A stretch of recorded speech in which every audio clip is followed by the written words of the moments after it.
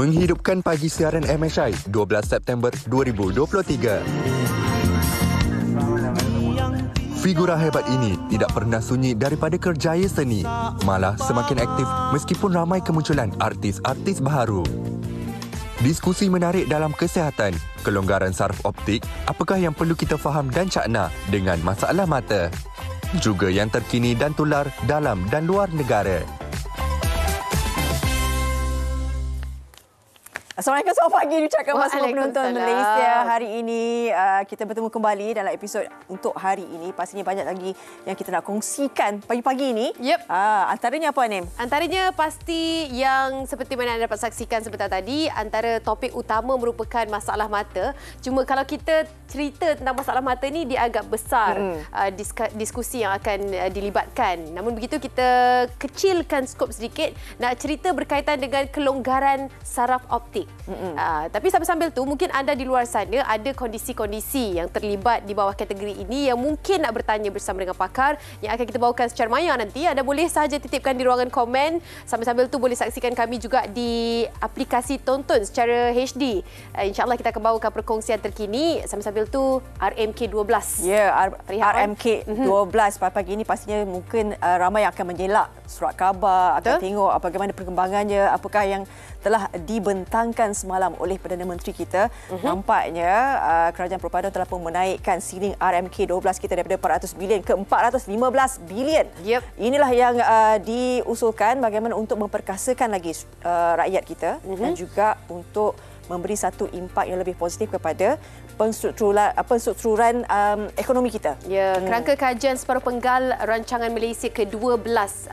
Kalau kita kongsikan apa yang menarik di akhbar online juga mempamerkan beberapa kategori, termasuklah aspirasinya pastinya melihat kepada ekonomi madani, memperkasakan rakyat. Temanya Malaysia mampan sejahtera berpendapatan tinggi dan juga beberapa fokus utama memperkukuh kemampanan membangunkan masyarakat sejahtera dan juga mencapai negara berpendapatan tinggi. Ini merupakan antara beberapa kategori kecil yang dilibatkan dalam rancangan ini dan pastinya kita harapkan yang terbaik ini kerana ini merupakan beberapa industri mengambil perhatian terhadap apa yang dibentangkan. Pertama sekali new approach katanya. Betul. Dan diharapkan juga rakyat dapat mendapat kebajikannya terjaga dan sebagainya. Pastinya kalau kita kata kehidupan sekarang ni kos sara hidup dan sebagainya tinggi, kita nak tengok bagaimana dapat diseimbangkan tak melalui RMK12 ini. Kita pasti ada cabaran dan cabarannya lebih untuk kali ini kerana kita menghadapi satu ekonomi yang berbeza yang dikabarkan dan juga seterusnya gempa Maghribi. Angka korban terus meningkat, yang terkini 2,122 orang disahkan maut. Ini yang berlaku di Maghribi pada Jumaat yang lalu jam 11:11 dan kita nak bawakan juga perkembangannya di mana dua warga negara Malaysia bersama dengan kita di MHI. Secara langsung kita nak bersama dengan Muhammad Syukri bin Muhammad Siddiq dan juga Muhammad Hafizul Hakim bin Nur Zaidi. Assalamualaikum. Waalaikumsalam. Ya, kalau kita mungkin boleh perkenalkan Syukri yang berbaju belang, betul? Betul kan? Okey, Hafiz yang berbaju hitam. Sekarang kira-kira jam 2 pagi, lebih kurang begitu. Terima kasih kerana sudi bersama dengan kami. Dan kalau mungkin nak kita cepatkan cerita ni, mereka berdua berada di Marrakesh itu sendiri. Berbanding dengan pelajar Malaysia yang lain, kabarnya ada 7 orang pelajar Malaysia yang berada di sana meneruskan pengajian dalam pengajian Islam. Jadi kita nak tanya sendirilah keadaan di sana. Syukri mungkin boleh kongsikan detik cemas yang berlaku pada ketika itu yang anda sendiri rasai. Bagaimana Syukri? Okey, bismillah. Pada malam kejadian, kami baru pulang daripada dinner dekat luar. So bila kami pulang je ke rumah tu, dalam beberapa minit tiba-tiba berlaku gegaran yang sangat kuat lah. Dan kami macam tak panik lagi. Tapi dalam beberapa saat tu tiba-tiba blackout. Blackout. So kami start panik. So kami terus lari ke atas rumah kami yang kawasan sini lah. Dan kami tengok satu kawasan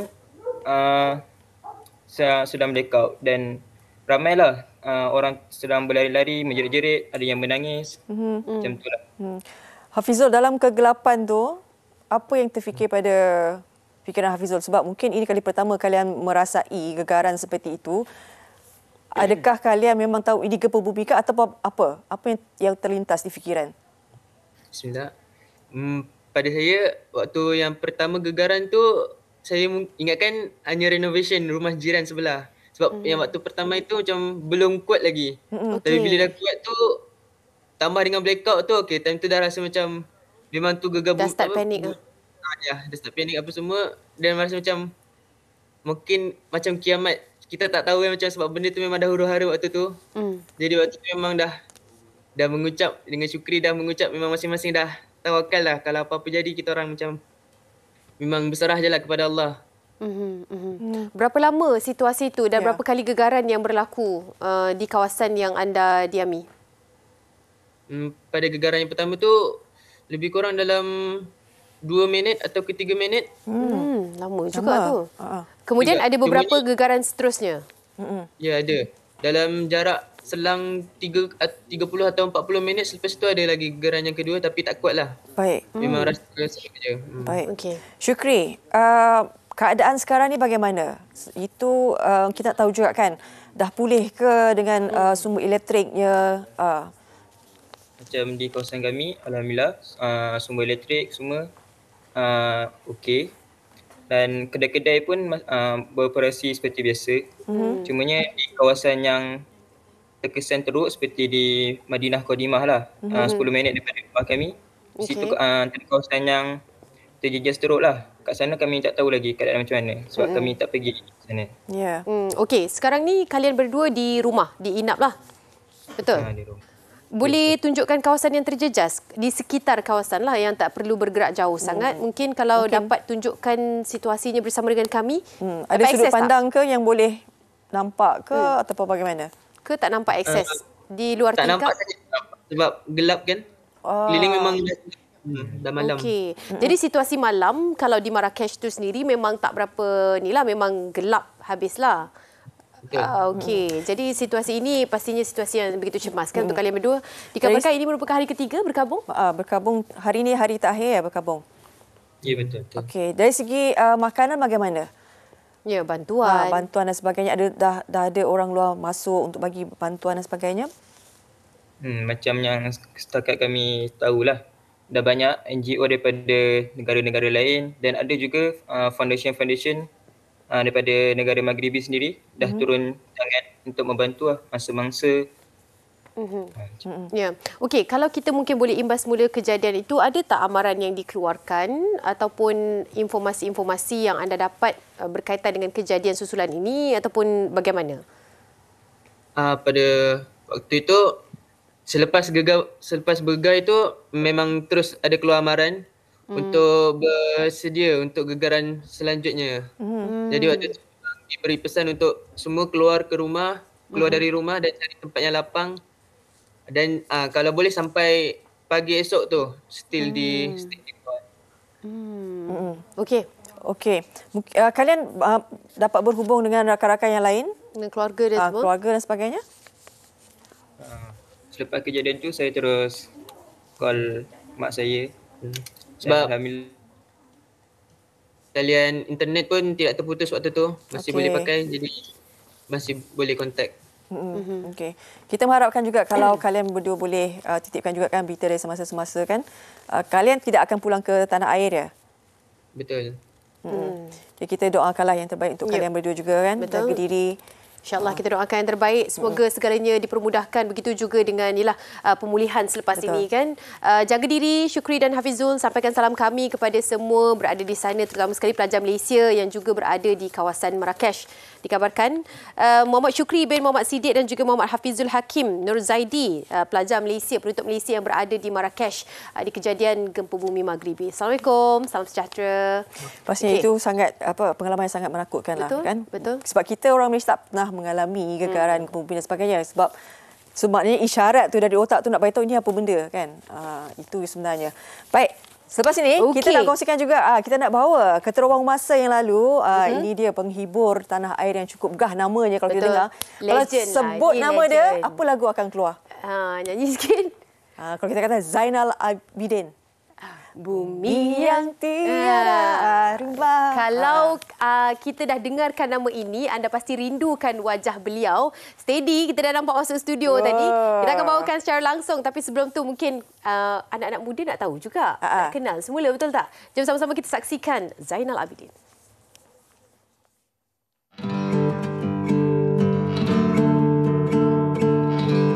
Datuk Zainal Abidin, penghibur tersohor tanah air ini memang tidak asing lagi dalam industri seni muzik. Anak kelahiran Johor ini mula bergiat aktif dalam bidang nyanyian sejak tahun 1977. Sebelum bergerak solo pada tahun 1989, beliau merupakan vokalis kumpulan Headwind. Antara lagu yang popular bersama kumpulan Headwind adalah Hanya di Radio.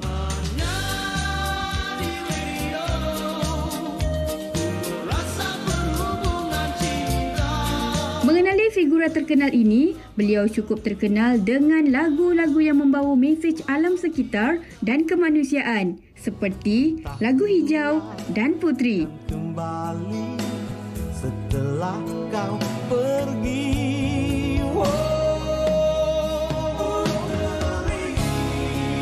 Malamku dingin dalam ujung rayumu. Dalam kerjaya solonya, Datuk Zainal telah melahirkan 4 album. Muda dan mentah kulihat hijau. Walaupun usianya sudah mencecah 64 tahun, bapa kepada dua cahaya mata ini terus mencipta kegemilangan dalam kerjaya seni dengan aura dan gaya tersendiri.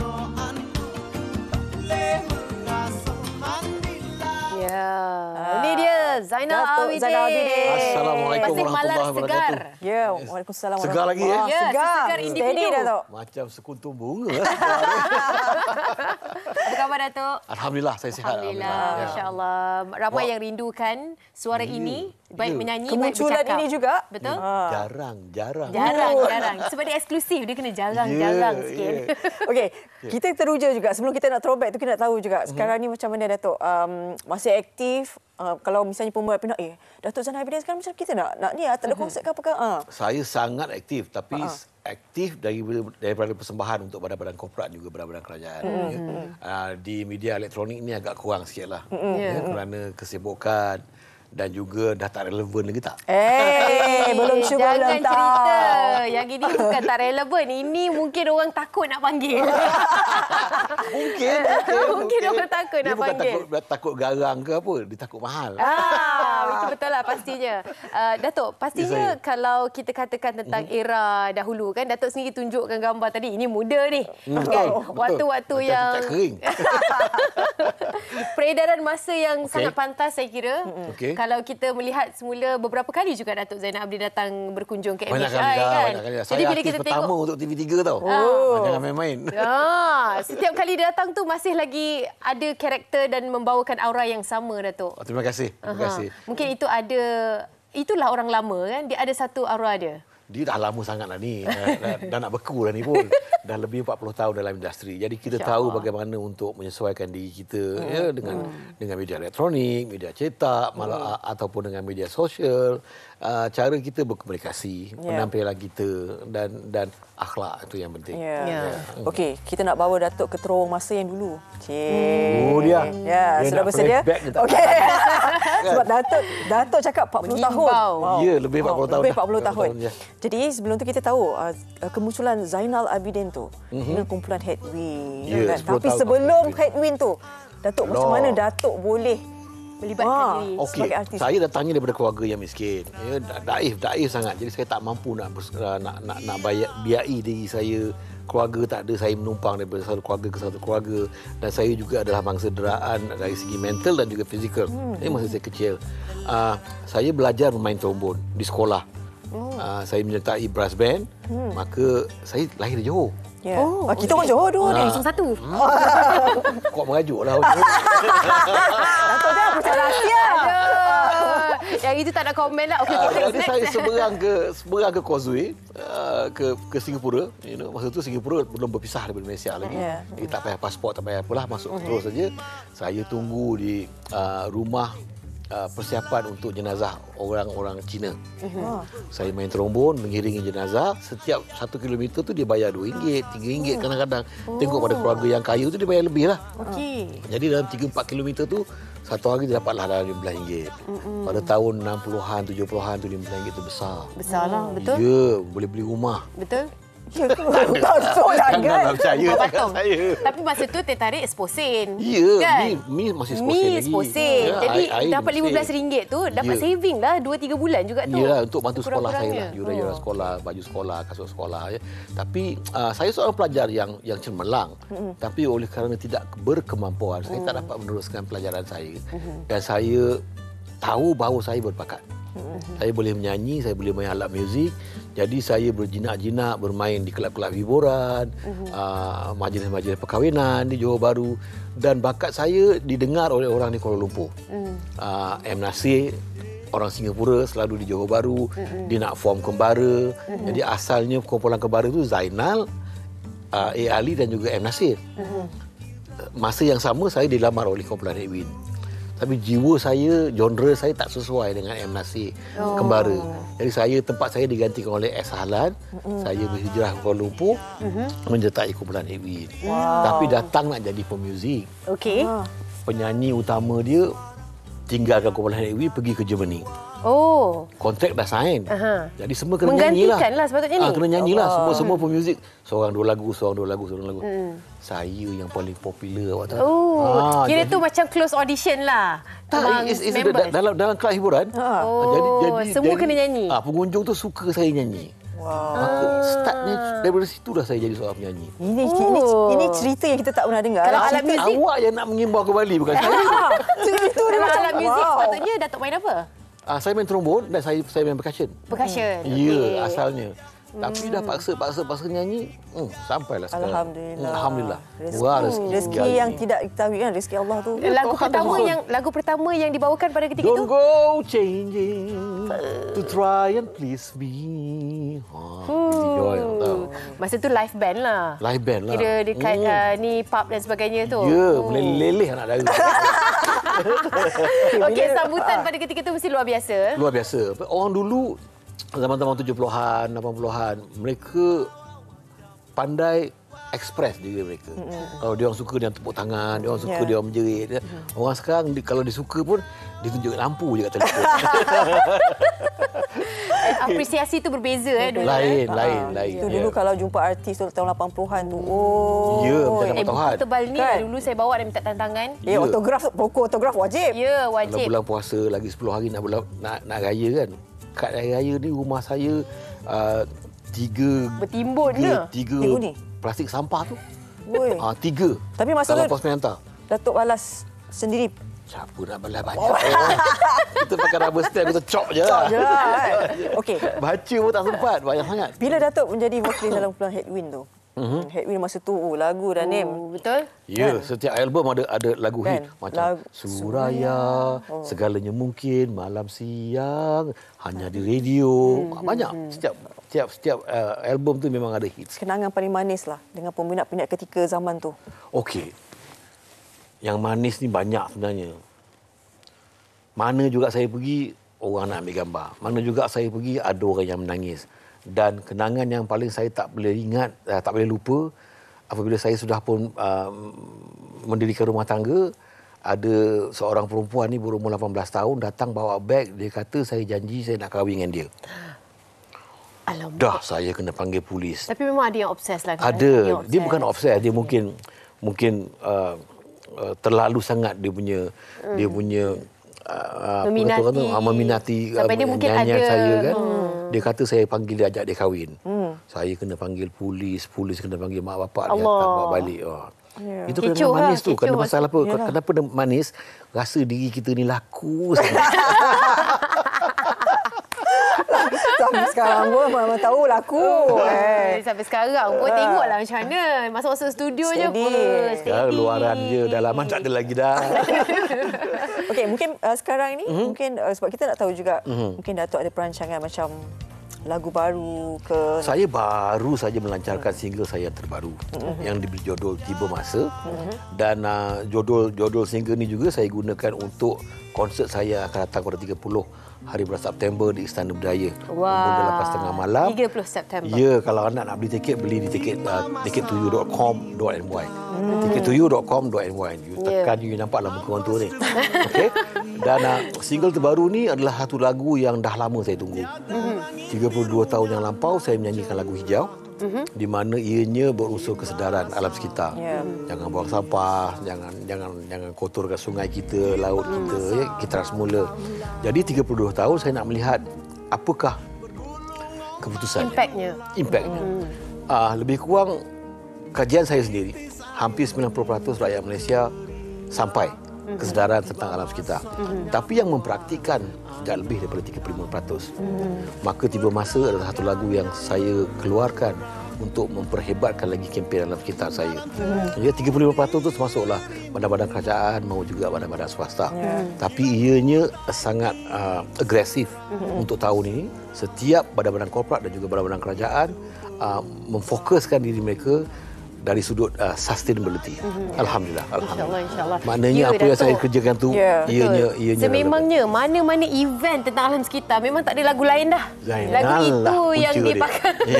Punca betul lah suara tu. Lagu itu saja dimainkan. Lagu tu umpama diwarisi generasi ke generasi tau. Itu yang payah kita cari. Sekarang ni lagu dah tidak ada punyai melodi yang indah dan juga seni kata ataupun lirik yang memberi kesan yang sangat positif kepada generasi yang akan datang. Kebanyakan lagunya, seni katanya diulang-ulang. Dan ianya tidak dapat kekal dalam sanubari. Dan saya kira jiwa dalam lagu pun dah berbeza. Dulu bila yang menyanyi meletakkan jiwa betul dalam lagu. Sampai sekarang ni dengar je, dia dapat rasa. Sekarang muzik ni hanya tinggal bunyi je. Hiburan. Seninya dah hilang. Okey. Sekarang ni kita nak tahu juga Datuk, pendapat Datuk jugalah bagaimana kita tengok artis sekarang ni kalau nak jadi artis kena popular. Kena popular. Betul? Sebenarnya sosial media ni adalah satu-satunya medium yang sangat-sangat bahaya. Ianya berfungsi sebagai sebelah parang. Ianya boleh bunuh orang dan dia juga boleh potong sayur. Jadi lebih baik kita potong sayur daripada kita bunuh orang. Betul. Jadi kebanyakan BBNU ni yang baru dalam industri muzik ni, mereka mengejar kepada publicity, mereka mengejar kepada likes, popularity dan juga subscriber. Kalau mereka tak dapat, mereka akan melalui proses kemurungan yang sampai sehingganya mereka sanggup untuk menjual maruah mereka, mempersendakan pemerintah, mempersendakan raja-raja kita hanya untuk meraih publicity. Sebenarnya itu salah, tak penting. Kalau you berbakat untuk menjadi seorang pelakon, you ada bakat dalam nyanyian, kita perbetulkan, perbaiki. Sekiranya nyanyian kita benar-benar bagus, lakonan kita benar-benar bagus, lukisan kita benar-benar bagus, publicity, populariti, wang ringgit, dia kejar kita. So focus on what you are good at, rather than sell yourself to get benda-benda yang macam ni. Gunakan sebaik-baiknya sebenarnya. Betul. Ting ting ting ni ting ting ting ting ting soalan panas, cepumas dan panas ya. Dia macam hujung-hujung ni mesti ada soalan panas. Biar Anim lah. Ada juga yang mengatakan tentang isu bila dah jadi orang lama ni terbalik juga apa yang diberi komen daripada netizen kan. Betul. Netizen ni makin lama makin kau hajar. Panas ya. Okey. Macam mana Datuk isu Datuk sendiri dengan netizen sekarang? Bagaimana keadaannya? Sebenarnya saya tengok netizen ni, mereka ni sebenarnya tak berapa cerdik. Kalau tak cerdik itu simpan dah sikit. Janganlah keluarkan semua. Kita pula yang serang awak. Sejuk tangan kita. Macam ni. Okey. My advice is, nasihat saya kepada semua yang menggunakan media sosial. You fikir dulu sebelum you post. You jangan post dulu baru fikir. Bila you post dulu baru you fikir, the damage has been done.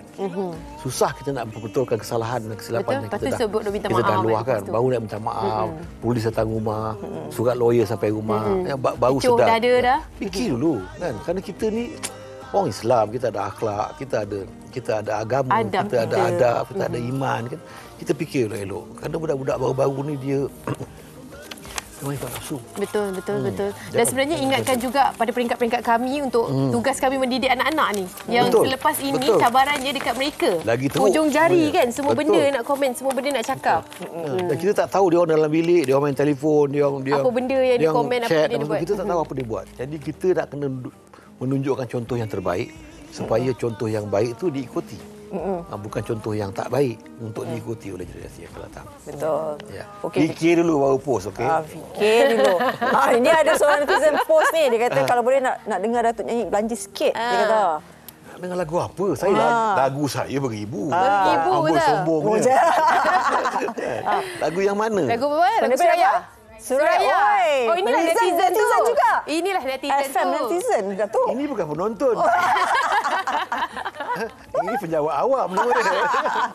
Suraya, seperti mana kau dan mentari, pengemis ini meminta serangkaian cahaya hatimu Suraya, Suraya. Betul, tak lupa konsert 30 September. 30 September. Lepas tengah malam Istana Budaya dapat dapatkan tiket anda semua di tickettoyou.com.my. Ya, Walaupun dah insyaAllah. tua, memori dia bagus. Suara masih steady tau. Ni baru kita sikit tease. Nak dengar full song, datang ke konsert Zainal Abidin 30 September. Terima kasih banyak-banyak Datuk Zainal Abidin. Saya yang patut berterima kasih. MHI, selamat pagi. Terima kasih banyak-banyak kerana sudi menerima saya sebagai Kami besar seorang. hati bila Datuk datang. Betul. Ya ke? Short and Secara sweet. langsung Short and sweet, ni, Datuk, kalau pada dengar- peminat-peminat kat luar sana. Okey. Awas Awas jangan lupa. Pertama, fikir dulu sebelum post. Ya. Jangan bersangka buruk kat orang lain, tak baik kan. You don't judge people by what they wear, judge them how they behave. Dan jangan lupa lepas tengah malam Istana Budaya, tickettoyou.com.my. Konsert live Zainal Abidin tiba masa. Ya, saya InsyaAllah. Moga dimudahkan segalanya di konsert tu nanti. Amin, insyaAllah. Mengubat juga rindu kepada peminat-peminat Datuk Zainal Abidin. Betul. Dan kalau anda mungkin nak dengarkan siapa lagi di Nostalgia Seni ni, kita sentiasa bawakan yang otai, yang legend. Boleh titipkan juga di ruangan komen kami Malaysia hari ini. Kita nak rehat? Rehat-rehat dahulu? Boleh? Okey. Rehat-rehat dahulu. Lepas ni kita akan kembali dengan pelbagai lagi topik menarik hanya di Malaysia hari ini. Kita saling merayakan.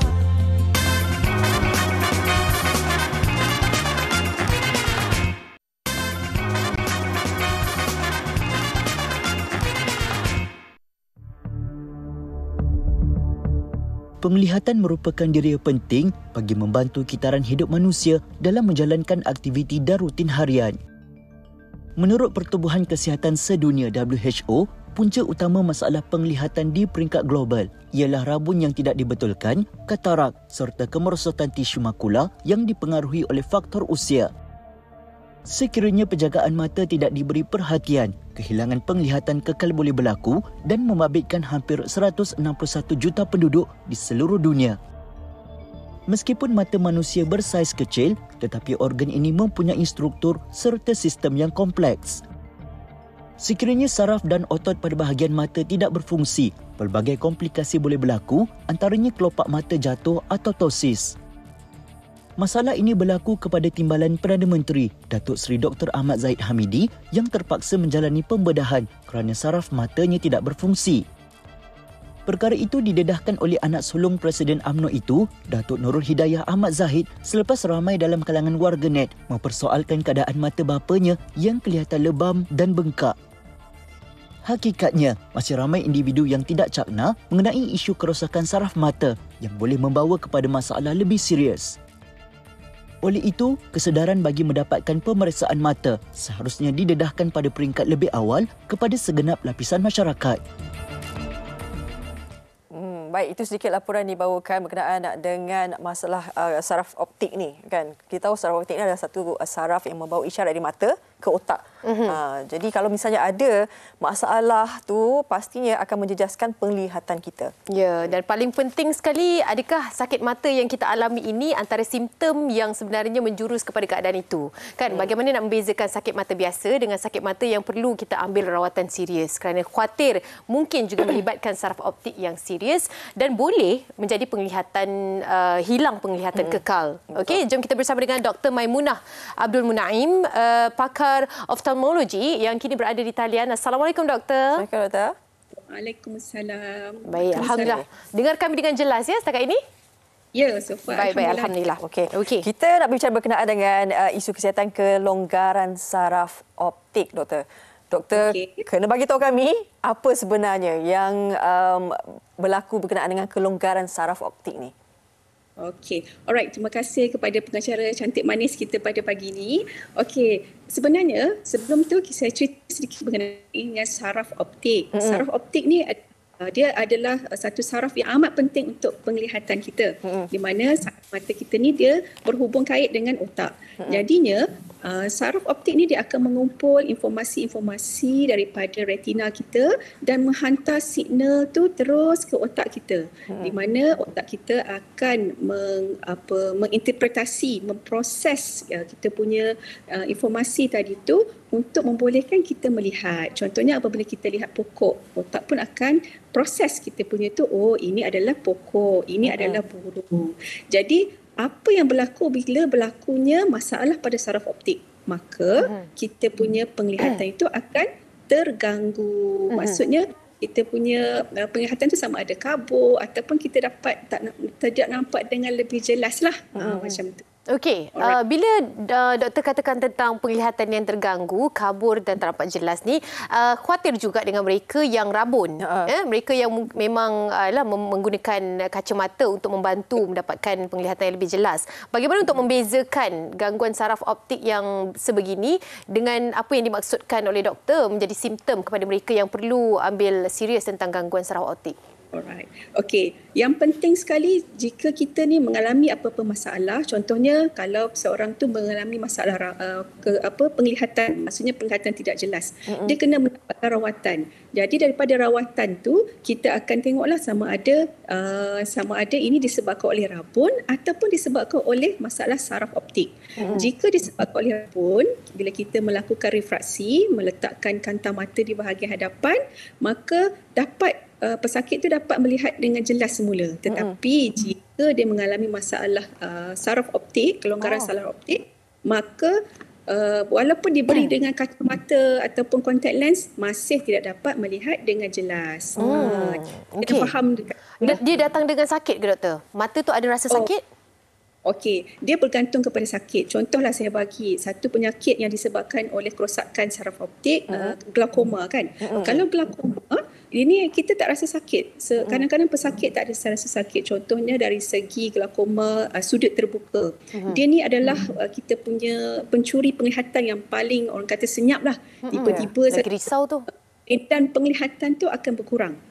Macam di mana tekanan mata tinggi dan menyebabkan dia punya kita panggil saraf optik tu ditekan, maka saraf itu tidak berfungsi dan tidak boleh menghantar informasi signal-signal ke otak dan medan penglihatan pun berkurang. Selain daripada itu juga ada satu kondisi yang kita panggil keradangan pada saraf optik. Neuritis. Yes, betul. Bila berlaku keradangan pun, bila optik kita, saraf kita tu meradang, maksudnya dia tidak boleh menjalankan tanggungjawab dia dengan yang baguslah. Tidak boleh ke bahagian otak. Keradangan ni pun disebabkan oleh satu autoimmune disease, contohnya seperti multiple sclerosis, ataupun disebabkan oleh jangkitan virus macam neurosifilis. Mungkin seseorang tu mengambil ubat-ubatan yang berlebihan, maksudnya ataupun alkohol yang berlebihan, toksik lah kepada kita, saraf optik itu sendiri. Doktor, kalau penyakit ni siapa sebenarnya yang berisiko? Dia ada macam orang tua je ke ataupun kanak-kanak pun boleh? Dia wide range lah, maksudnya dia luas. Contohnya kalau optic neuritis tu sendiri, dia selalunya lebih kepada pesakit-pesakit ataupun golongan wanita berbanding dengan lelaki. Dan umur dia tu dalam reproduktif lah, dalam di antara 20 hingga 40-an. Okey, tapi macam glaukoma tu dia boleh berlaku. Tapi kita kalau primer, maksudnya glaukoma yang primer pada orang yang lebih berusia dan juga berisiko, contohnya orang yang ada kencing manis, itu lebih berisiko lah. Okey, antara kategori-kategori yang perlu kita fokuskan adalah punca, kan doktor? Ramai yang menganggap beberapa punca lah, ada yang pakai kontak lens terlalu lama, mengambil suplemen-suplemen ataupun ubat-ubatan yang mempunyai steroid dan sebagainya. Adalah mitos dan fakta yang perlu penjelasan daripada doktor. Punca utama berlakunya yang mengganggu saraf optik ni, bagaimana doktor nak klasifikasikan kepada kami? Okey, kita boleh klasifikasikan dari segi mungkin satunya daripada segi kita panggil primary, maksudnya kita tak tahu sebab. Di mana ini selalunya disebabkan oleh glaukoma primary lah, dan ada juga disebabkan oleh kita panggil penggunaan ubat-ubatan secara tidak terkawal, maksudnya tanpa doktor, iaitu steroid macam tadi kita cakap kan, steroid yang berlebih dan prolong dan jangka masa yang lama boleh menyebabkan seseorang itu mengalami glaukoma itu sendiri. Okey.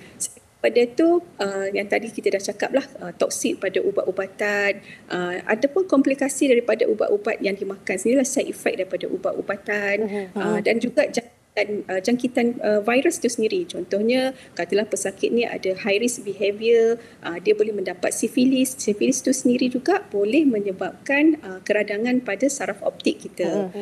Dan satu lagi adalah kencing manis, darah tinggi yang tidak terkawal, dia juga boleh menyebabkan salur darah itu kita tersumbat, mengalami iskemia, dan salur darah itu kan dia perlu bagi supply pada kita punya saraf optik. Jadi bila saraf darah itu bermasalah, iskemia, saraf optik pun akan mengalami masalah juga. Baik. Okey, doktor, dalam kita berbincang-bincang ni kan, kita dapat juga perkongsian daripada penonton MHI. Saya bacakan, dia ada soalan daripada doktor ni.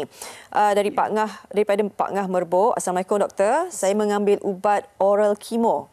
Mata saya kerap berair dan bertahi mata yang menyebabkan penglihatan saya agak terhad dan tidak selesa. Adakah ianya berkaitan dengan kelonggaran saraf mata? Mohon pencerahan daripada doktor. Terima kasih. Terima kasih kepada Encik. Di mana kalau untuk tu dia hanya bahagian luaran lah.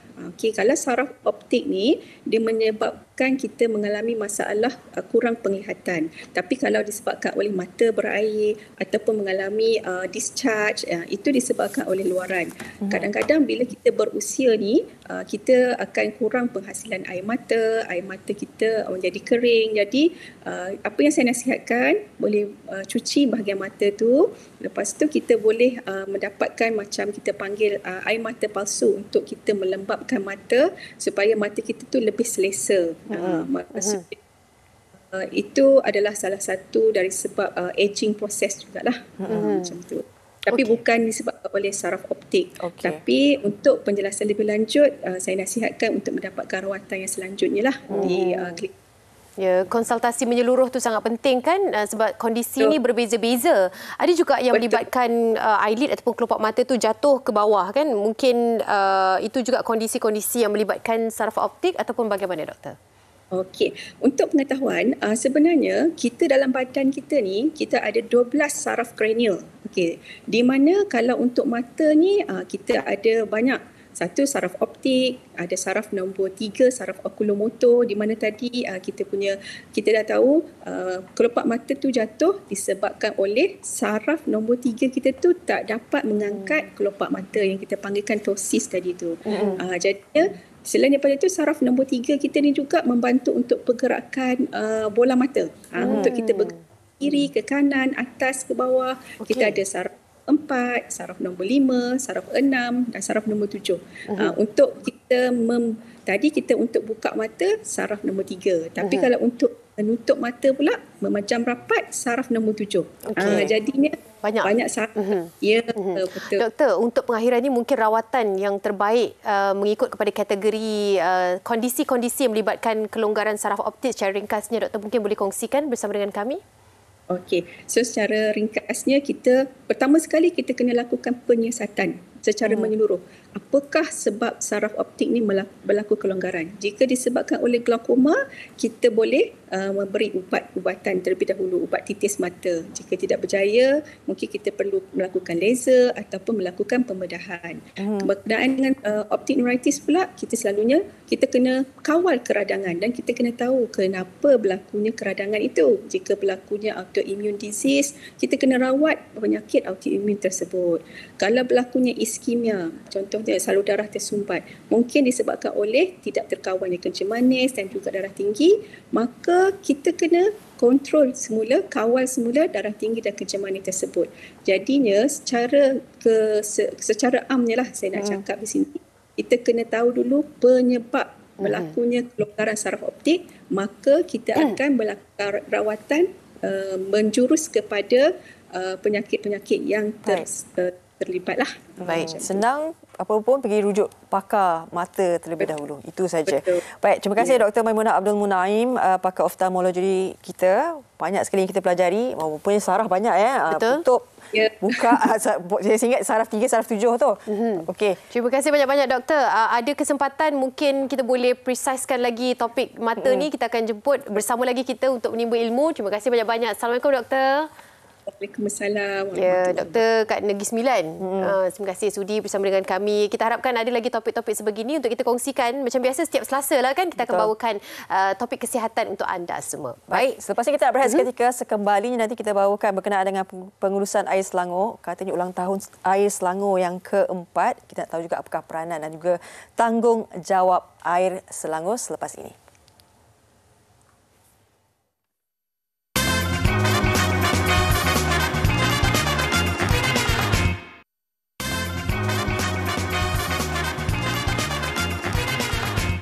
Baik, kembali semula dalam Malaysia hari ini. Seperti mana tadi Farid kongsikan, kita nak berbicara berkenaan dengan peranan dan juga tanggungjawab Air Selangor ini. Apatah lagi esok mereka akan meraihkan ulang tahun yang keempat.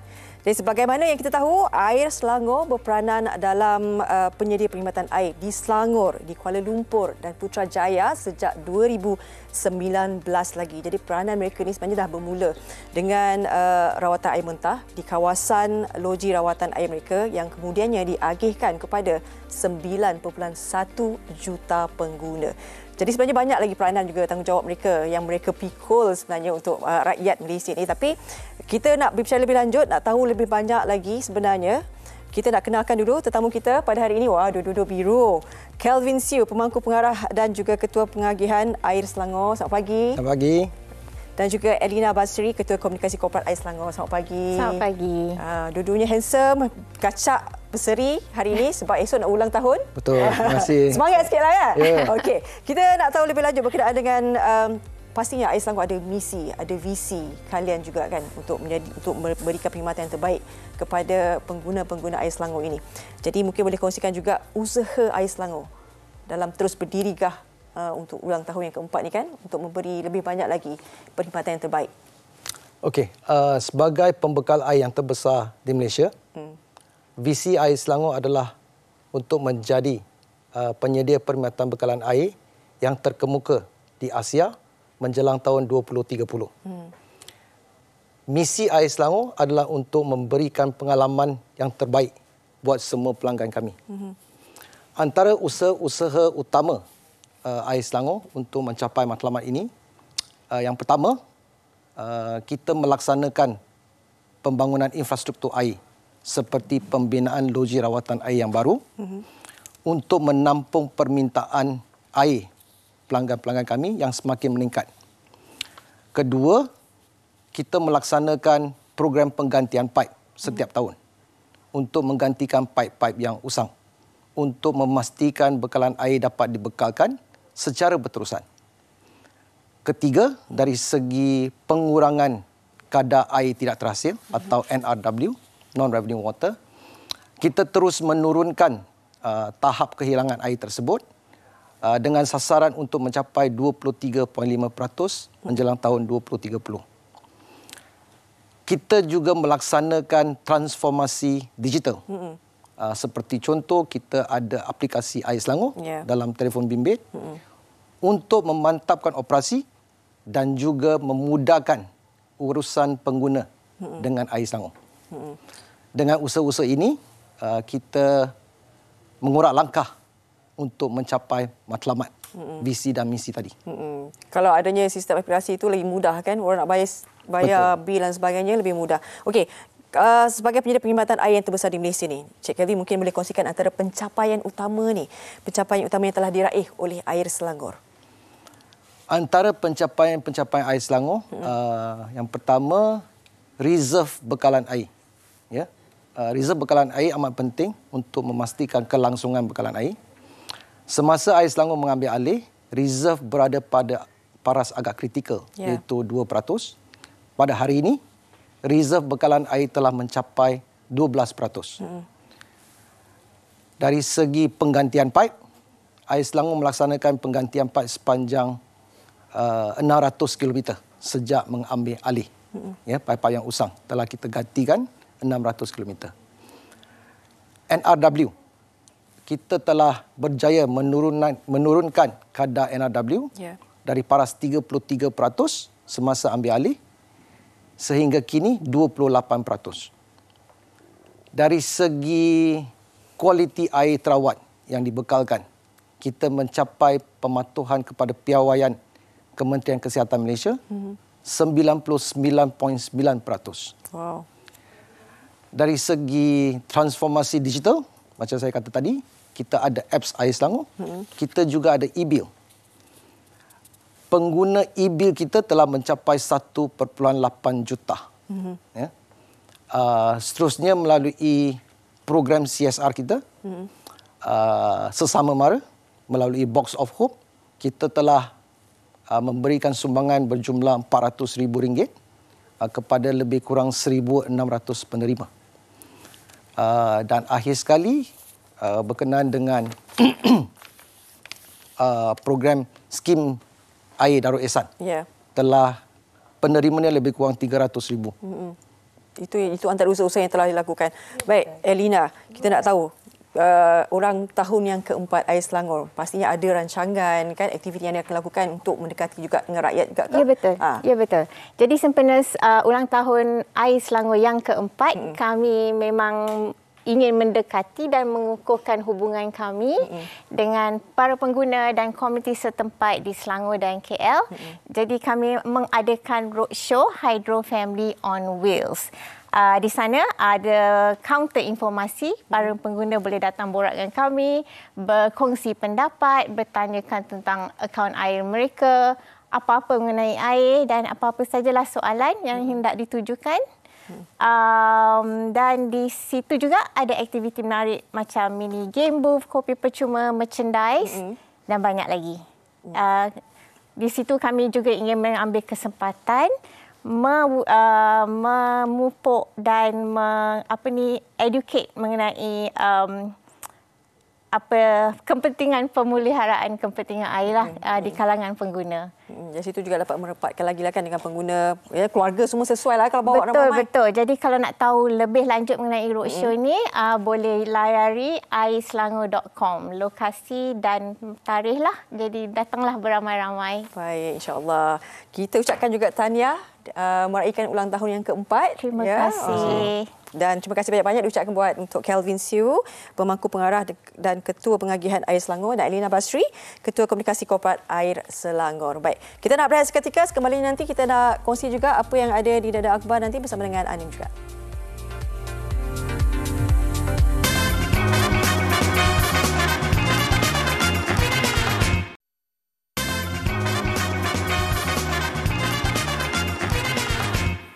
Okey.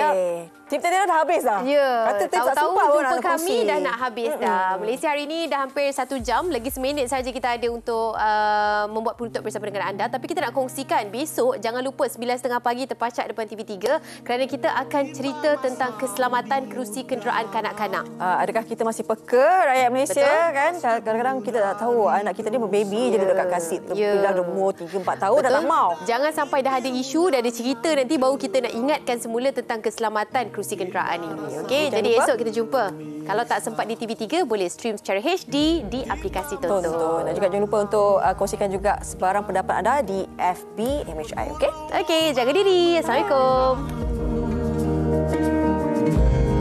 Tetes air bening kekeringan, tiba masanya buah